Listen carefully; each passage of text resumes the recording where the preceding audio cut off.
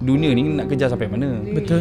Kan, nak dapat sejuta berapa juta. Betul. Kan, Makan satu pinggan ni kan. makan satu pinggan. Dah dapat duit, kita nak lagi, bisnes tak pernah habis. Betul. Jadi apa yang kita boleh buat, kita buat usaha agama, kepulan jalan macam biasa. Sebab dunia dan akhirat memang tak boleh bersatu sebenarnya. Betul. Kalau kita nak buat usaha agama betul-betul, memang dunia kita akan tertinggal. Betul. Dan kita fokus dunia, bisnes nak kasih kencang, Agama usaha memang akan tertinggal. Kita akan hilang gas, 5 amal masjid. Saya akui benda ni. Betul. Bukanlah saya nak kata ni, saya sendiri pun kita ada kelemahan. Kita kena akui kan. 5 amal masjid, 5 amal rumah. Kan, kadang sembahyang pun kita boleh tunggang langgang kan. Asbab dunia punya pasal. So nak bagi tu yang fokusnya bak kata Ustaz Farhan lah. Dakwah nombor 1, tapi family bukan nombor 2. Faham.